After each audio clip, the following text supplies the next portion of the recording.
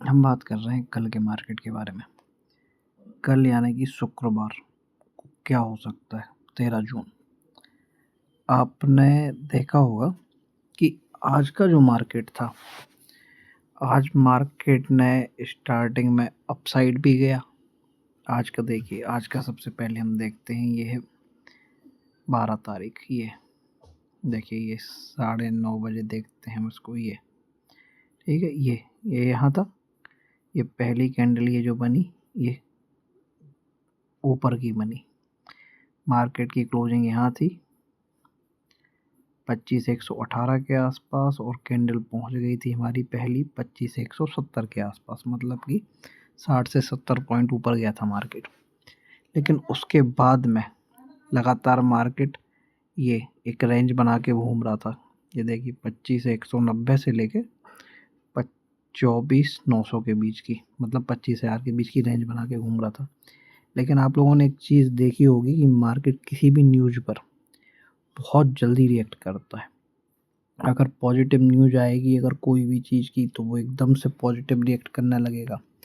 और आज का तो आप लोगों को पता होगा कि भाई वो जो अहमदाबाद वाला मैटर हुआ है, जो प्लेन क्रैश हुआ है वहाँ पे, उसके कारण मार्केट ने एकदम से डाउन साइड गया। और वो बहुत बड़ी कैजुअलिटी है, वो वैसे भी उसमें बहुत ज़्यादा लॉस हुआ है, बहुत लोगों की जानें गई हैं। बाकी हम तो ये चाहते हैं कि भाई सब लोग सही रहें, किसी को कुछ हो ना। अभी तक कोई ऐसे आंकड़े आए नहीं हैं उतने, भाई बहुत लोग बच जाएं, यही दुआ करते हैं। बाकी अब आपने ये देखा होगा, सडन फॉल आया है। न्यूज़ वालों ने बाद में बताना चालू किया, आप ये देखिए, मार्केट ने ये यहाँ से 25,000 से सपोर्ट लेके ये वापस ऊपर जाने की कोशिश ज़रूर कर रहा था, 25,070 तक गया। लेकिन जैसे ही उस प्लेन के बारे में रिपोर्ट आई, न्यूज़ में आने से पहले मार्केट ने रिएक्ट कर दिया। आप देखिए, ये 1 बजे एक हल्का सा उसको रिजेक्शन दे रहा था, लेकिन जैसे ही उनको पता चला होगा 1:30 के आसपास कि भाई ये जो प्लेन उड़ा है इसमें SOS कॉल वगैरह आए हैं, कुछ ना कुछ प्रॉब्लम है, दिक्कत है, तो मार्केट ने तुरंत उसको रिएक्ट किया। और आप ये देखना, 1:15 है और ये हमारा 2 बज रहा है। लास्ट कैंडल ये 15 मिनट की कैंडल है, मतलब कि आप समझेंगे कि 2 बजे के पहले ही मार्केट ने, ये है 824 और ये है यहाँ हमारा 25,045, मतलब कि 200-250 पॉइंट की रेंज उसने आधा घंटे के अंदर ही क्लियर कर दी, नीचे डाउन आ गया। फिर उसके बाद में और कुछ नहीं हुआ, मार्केट फिर ये यहाँ पे टाइम पास करता रहा, दोनों साइड के प्रीमियम खा गया। इसमें तो बाकी गजब का प्रीमियम ब्लास्ट हुआ है पुट का, बहुत स्पीड से ब्लास्ट हुआ है। जो भी आदमी अगर पुट लेके बैठा होगा तो कम से कम 5 से 6 गुना अगर लेके निकला होगा, कि अगर उसने पूरा टिका रहा होगा तो। बाकी एक चीज़ ये है कि हमें बहुत देख संभल के ट्रेड करना चाहिए, और इसीलिए मैं आपसे बोलता हूँ कि स्टॉप लॉस होना चाहिए। क्योंकि आज की डेट में आपने देखा होगा, जो भी आदमी अगर कॉल साइड की ट्रेड लिया होगा, तो इस ये जो 200-250 पॉइंट की जो रेंज बनी, इसमें वो आदमी टोटल बर्बाद हुआ होगा। क्योंकि यहाँ जब पुट के प्रीमियम बढ़े तो हमारे कॉल के प्रीमियम तो ज़ीरो होने की कगार पे पहुँच गए होंगे ना। अच्छे महंगे प्रीमियम निफ्टी के आज एक्सपायरी भी थी भाई, ज़ीरो नहीं होते, लेकिन इस स्थिति के कारण सब ज़ीरो हो गए, पूरे प्रीमियम ज़ीरो हो गए। अब हमें कल क्या करना है, कल के लिए हमें जो विचार बनाना है भाई, क्या करना है, क्या हो सकता है। आपने एक चीज़ देखी होगी कि मार्केट एकदम से इतना गिरता नहीं, क्योंकि अभी जो गिफ्ट निफ्टी है, गिफ्ट निफ्टी पॉजिटिव बना हुआ है, और मार्केट बाई चांस आप देख रहे हैं अभी मार्केट खड़ा है ये यहाँ 24,850 पे। अगर इसके मैंने ये 2 लाइन बनाए हुए हैं, अगर ये 25,000 को होल्ड कर लेगा कल सुबह, तो फिर ये ऊपर के साइड निकल जाएगा। और अगर इसने एक बार हमारा पुराना सपोर्ट, आपको मालूम होगा कि बहुत दिन से सपोर्ट ही हमारा चलता आ रहा था 24,750, अगर इसको तोड़ के ये यहाँ आ गया, उसके बाद में 24,600 ही दिख रहा है, अगर ये यहाँ आ गया तो ये एकदम से नीचे जाएगा। फिर ये बियर ग्रिप में आएगा मार्केट टोटल, इसका कोई कुछ नहीं कर सकता, एकदम से नीचे चला जाएगा। अब हमें कल क्या करना है, किस टाइप से हमें ट्रेड लेना है, इसके बारे में बात करते हैं। देखिए, सबसे पहले तो हमें यहाँ से, ये हो गया हमारा 24,850, 24,850 से लेके हमें ये 25,000 तक, ये 150 पॉइंट में, ये समझिए, इसको ट्रैप जोन समझ लीजिए। 850 से 25,000, 24,850 से 25,000, इसके बीच में अगर मार्केट रहता है कल की डेट में, तो हो सकता है पूरा डे यहीं निकाल देगा। आप ये देख रहे हैं, ये 850 से 25,000 इतनी में पूरा निकाल देगा। अगर इसको एकदम से अगर रिएक्ट करेगा, नीचे जाए, तो भाई फिर ये हमारा सपोर्ट है, इससे या तो सपोर्ट लेके वापस निकलेगा, और वापस निकलेगा तो सीधे 25,000 टच करेगा, ये रेजिस्टेंस है उसका। अगर सपोर्ट तोड़ दिया तो फिर ये नीचे की रेंज जो है 150 पॉइंट की है, सीधे 24,600 पे जाएगा।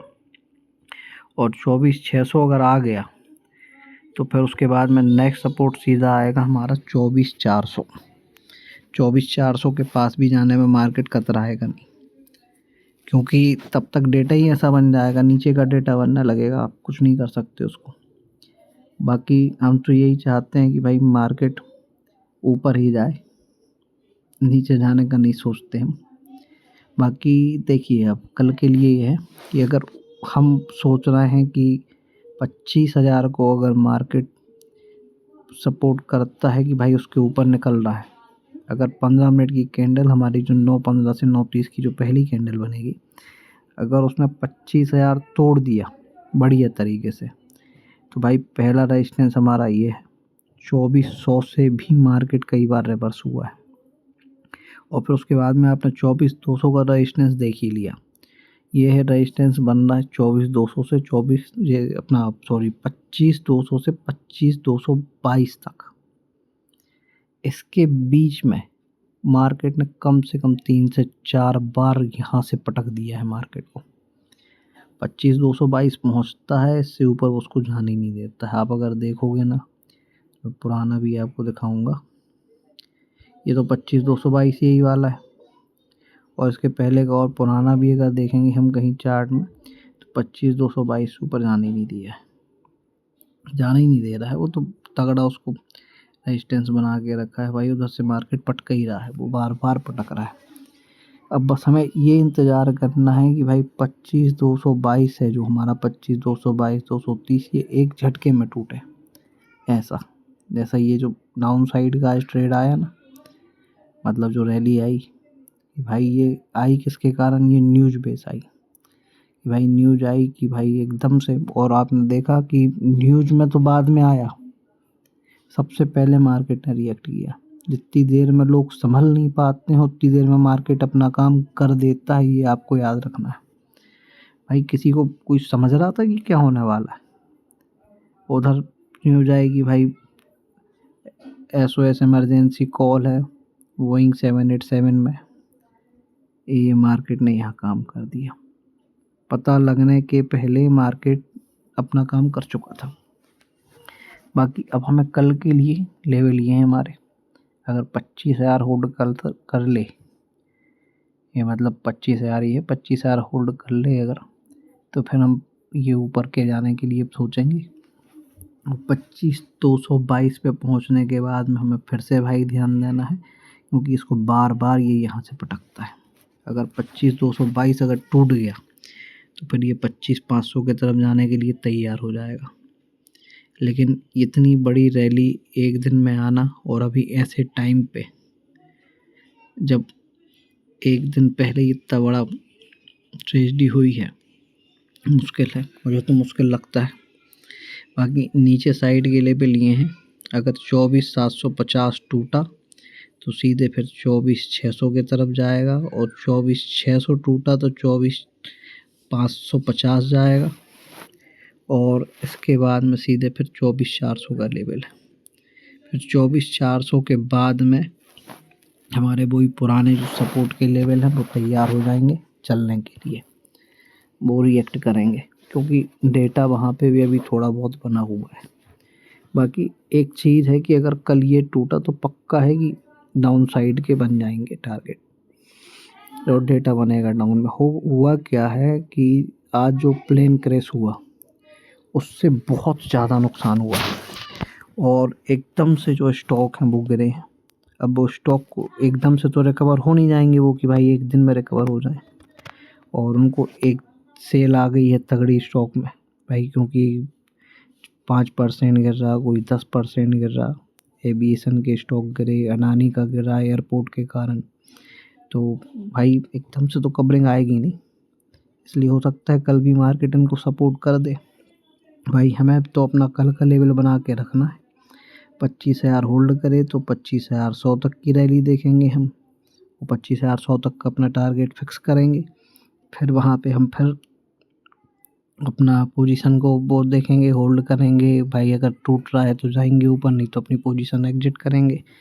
बाकी बिना स्टॉप लॉस के काम नहीं करेंगे। आज आपने देख लिया होगा कि जिसने अपने ये यहाँ से इस वाली कैंडल से कॉल साइड की पोजीशन बनाई होगी उसका स्टॉप लॉस गया होगा, उस जिस बेचारे ने यहाँ से पोजीशन बनाई होगी और स्टॉप लॉस नहीं लगाया होगा और यहाँ आया होगा तो वो तो बेचारा बर्बाद हो गया होगा।